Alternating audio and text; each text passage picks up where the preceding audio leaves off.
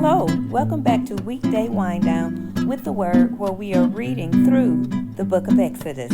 And today we will be reading the 6th chapter of Exodus in the NLT version. So without any further ado, let's start reading. Promises of deliverance. Then the Lord told Moses, "Now you will see what I will do to Pharaoh. When he feels the force of my strong hand, he will let the people go. In fact, he will force them to leave his land." And God said to Moses, "I am Yahweh, the Lord. I appeared to Abraham, to Isaac, and to Jacob as El Shaddai, God Almighty. But I did not reveal my name, Yahweh, to them. And I reaffirmed my covenant with them. Under its term, I promised to give them the land of Canaan, where they were living as foreigners.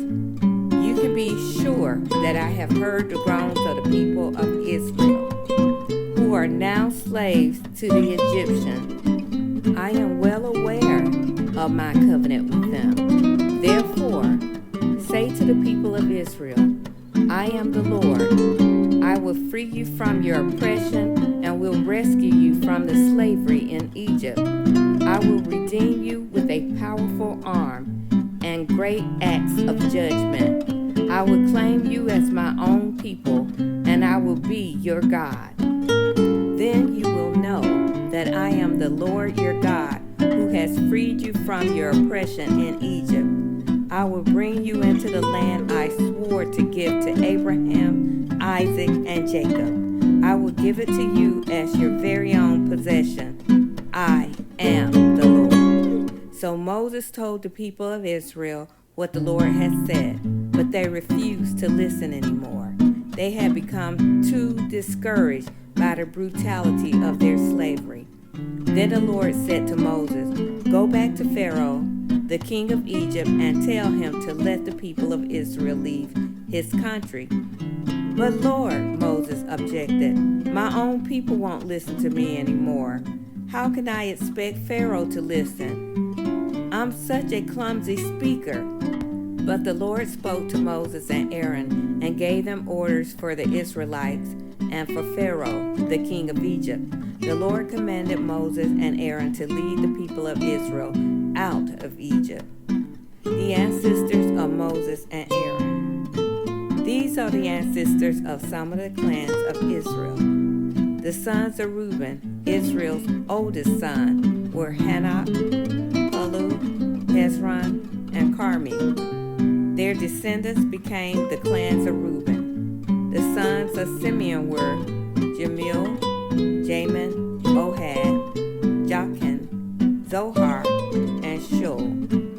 Shul's mother was a Canaanite woman. Their descendants became the clans of Simeon. These are the descendants of Levi, as listed in their family records. The sons of Levi were Gershon, Kohath, and Merari. Levi lived to be 137 years old.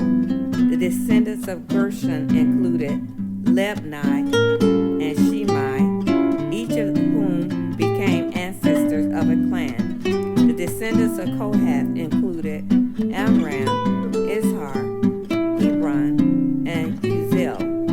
Kohath lived to be 133 years old. The descendants of Merari included Mali and Mushi. These are the clans of Levites as listed in their family records. Amram married his father's sister Jochebed, and she gave birth to his sons Aaron and Moses. Amram lived to be 137 years old. The sons of Izhar were Korah, Nepheg, and Zikri. The sons of Uziel was Michelle, Elzaphan, and Zikri. Aaron married Elisheba, the daughter of Aminadab, and a sister of Nahshon, and she gave birth to his son Nadab, Abihu, Eleazar, and Ithamar. The sons of Korah was Asir, Elkanah, and Abasaph. Their descendants became the clan of Korah. Eleazar, son of Aaron, married one of the daughters of Patel, and she gave birth to a son, Phinehas. These are the ancestors of the Levites' family listed according to their clans. The Aaron and Moses named in this list are the same to whom the Lord said, "Lead the people of Israel out of the land of Egypt like an army."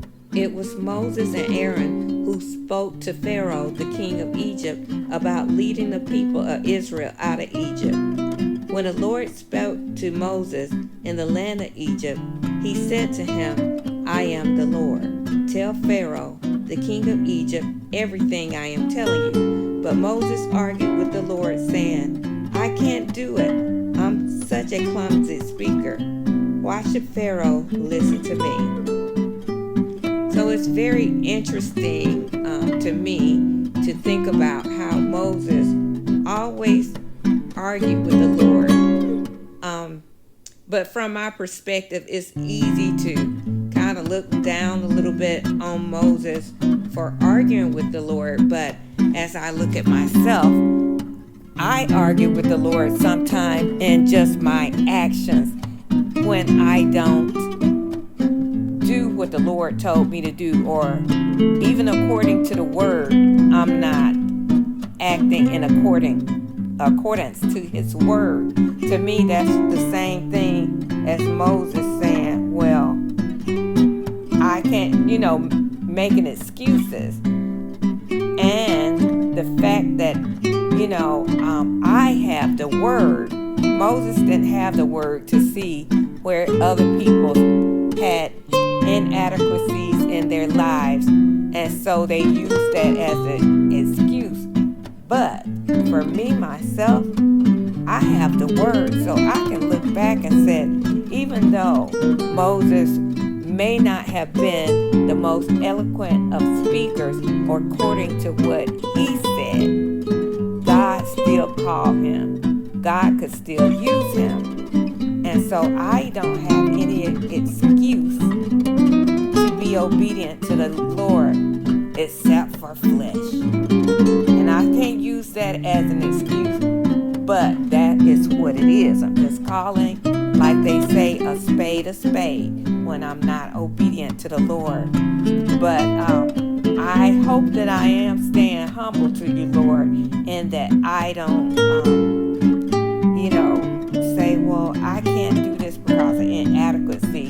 Because God know how he made me. He know how he made you. So I hope that I just apologize to the Lord and ask for forgiveness and move on move on in obedience from that point forward. And so I hope this little discussion about Moses and myself will help you some way. With that being said, I'm going to leave it right there. So thank you so much for listening to Weekday Wind Down with the Word. Please make sure you like, comment, or subscribe. Any combination of the three helps me. Thank you again, and have a blessed day. Bye.